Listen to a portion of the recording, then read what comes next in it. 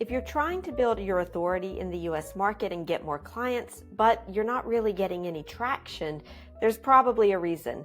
It's mostly because what works in Europe doesn't always work across the Atlantic. In the US, it's faster, it's louder, it's more results driven, and without the right strategies, you risk being invisible.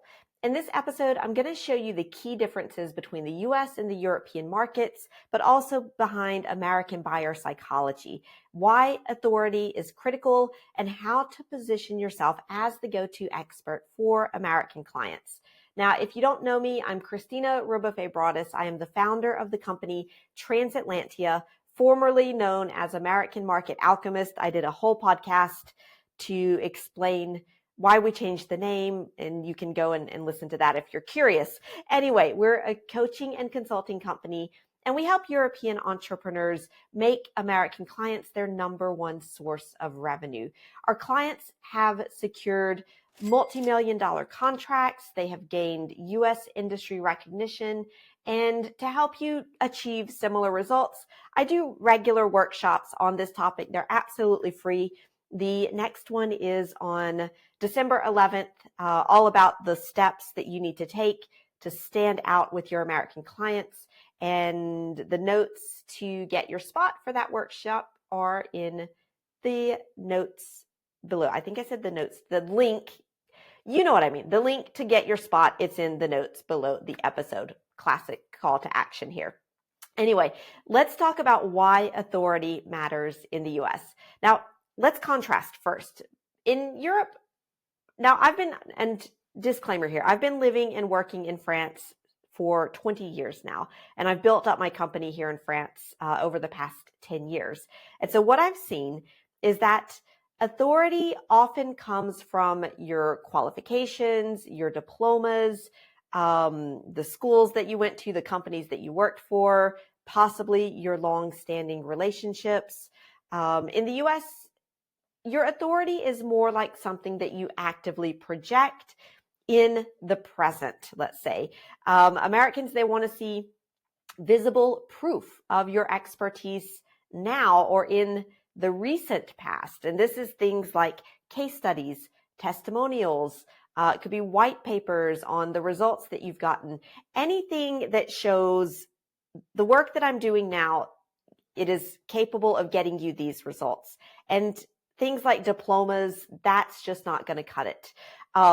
Just a personal example, like I said, I've had my company for 10 years. I work with several different partners over in the US. I don't think I've ever sent my resume or my CV to a single American partner. However, I just started working with a company here in France a couple of months ago. One of the first things that they asked me for was my CV. So just that can give you an example just from a personal anecdote. Speaking of projecting your results and your authority and your credibility, let's just take an example here. Let's imagine that we have two consultants in, I don't know, marketing, let's say. One of them is an entrepreneur that has all of the right diplomas. They went to all of the right schools. They do have a LinkedIn profile, but the last time they published anything was like 8 months ago, and it was sharing someone else's post. On the other hand, we have similar entrepreneur, marketing consultant. They have a LinkedIn profile. It's been optimized to really act almost as a sales page for their services. They are showcasing client success stories. They are posting some things about maybe their work in the American market, or at least about their industry in relation to the American market. They are sharing quantified results that they have gotten for their clients. And maybe they don't have the most impressive academic background. Maybe they didn't even do a diploma in marketing 20 years ago, but they're getting the results now, and they're positioning themselves as a thought leader. Now, for your American clients, I mean, it's a pretty obvious choice which one they would rather work with. It's the one who is speaking out, who's showing their authority, who's showing their involvement in the industry, and that just gives them more credibility and authority than that other person who's just kind of, well, another marketing consultant in the vast market of, competitors there. Another point is there are a lot of key differences in U.S. buyer psychology that contrast with the way that Europeans make decisions to buy. The first thing is just the speed of decisions. American buyers, they tend to decide quickly when they see the value and they see that you can get results. I had one client, she said, I went into a meeting with an American client and he said, how much does your solution cost? Show me some examples of results that you've gotten with other clients. And she did that. And he said, all right, now let's talk about what you do. So if you can show results up front, you'll start building that trust faster to be able to maybe convince them by presenting other arguments. But you've got to have that data up front. The second thing is American clients tend to be very outcome oriented. They care more about what's in it for me, what results can I expect to get, what is the return on investment, much more so than your methods or your credentials. If you start out by talking about your methods and the steps and how you're going to get them to the result, and then you get to the results, you're going to lose them along the way, and they're going to be like, why are you telling me all of this? That's not going to help you to build up your authority and your credibility because they never get to hear about the results. That kind of ties in with the third point is direct communication. Bold and clear messaging is what creates confidence. It's what helps them to trust in you. If you are clear about what you do, if you're clear about the results that you get, if you are confident when you talk about it, and this could be in sales meetings or on social media, that is going to inspire a sense of trust for your American clients. Subtlety, humility, modesty, being more reserved about what you do, your results, what you're selling, that comes off as uncertainty. And that is not what you want to do when you're trying to convince someone to work with you, especially going into a different culture. And the fourth thing is storytelling. Now, yes, Americans, they want to see the numbers, they want to see the results and the concrete data, but we also really like stories. So if you can pair your facts and your data and your quantified results with stories about how you helped your clients, about the struggles they were facing, about what they wanted to achieve, about the work that you did with them, the results you achieved, and on an emotional level, what that meant for your client, that just makes for a much more powerful argument in showcasing your authority and your credibility. Because we want to see what you can do, but we also want to know the impact that you're making. And that impact is also a big part of credibility and authority. Now, taking all of this into consideration, there are 3 common mistakes that I see very often from European entrepreneurs who want to build up their presence in the American market and get American clients. The first one that I often see, it's just being too humble, downplaying their results, not talking about the results, not putting that information out there and being proud of it. Now, in the US, silence and modesty and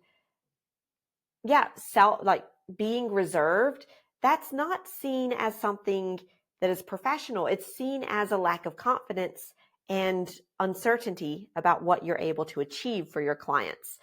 The second one is over focusing on credentials or methods, and this depends on the person.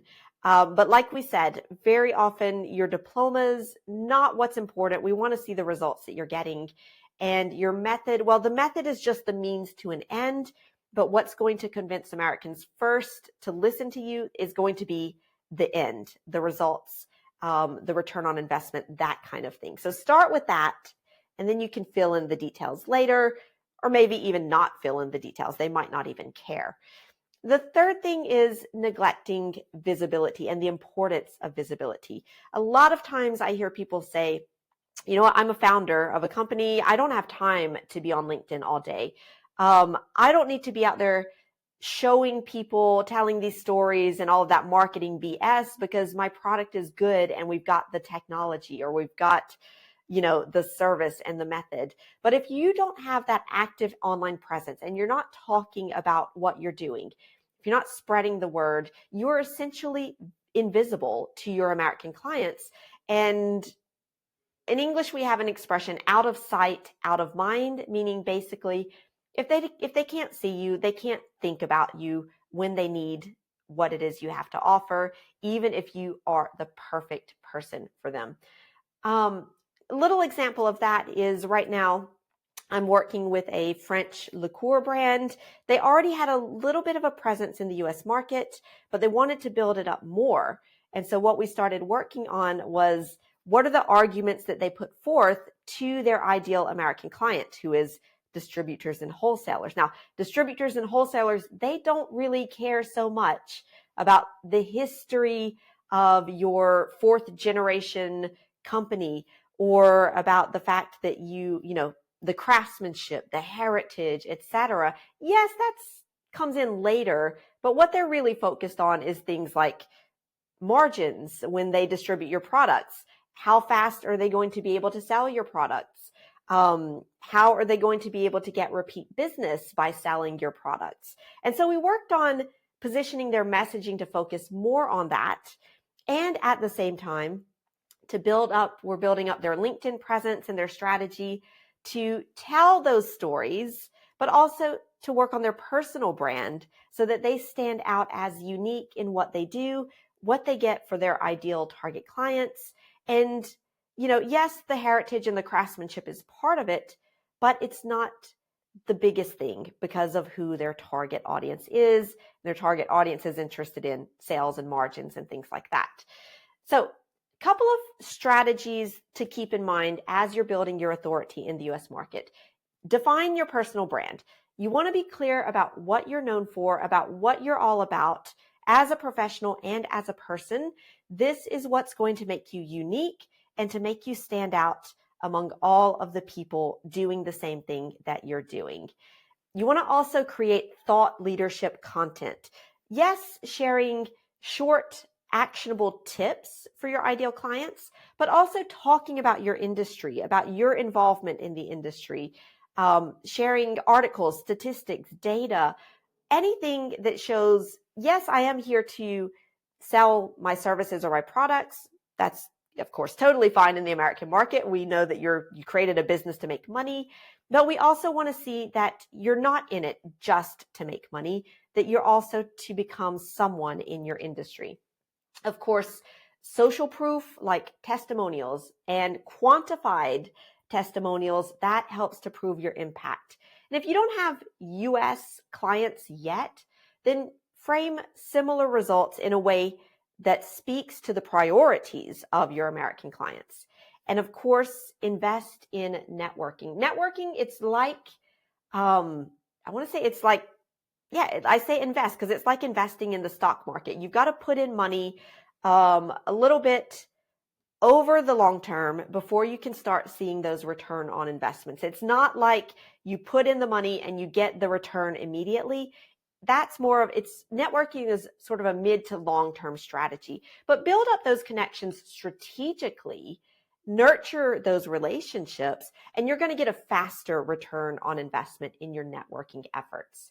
So when you get all of this right, American clients see you as the trusted expert, the go-to person to help them solve their problem. You'll build up that trust before you even talk to them, and you'll attract better opportunities from high-paying clients to speaking gigs, if that's important for you. And building up your authority in the US market, it's not just about adapting to the culture and the language, it's about thriving by aligning to American buyer psychology. And you can start that today by updating your LinkedIn profile to make it like a sales page that speaks to your ideal American clients. Share some results, share client success stories, even take the initiative and reach out to some American contacts. Those small steps are going to build momentum towards your success. Now, if all of this resonates with you, but you want to go further, You can go ahead and follow me for more tips on succeeding in the US market. But a big step you can take, and it's absolutely free, is to join my workshop on December 11th to help you to identify some quick victories, some little tweaks that you can make already to help you boost your revenue with American clients. Like I said, the link to save your spot for that workshop is in the notes below this episode. And let's go out there and make your authority impossible to ignore, even in the American market.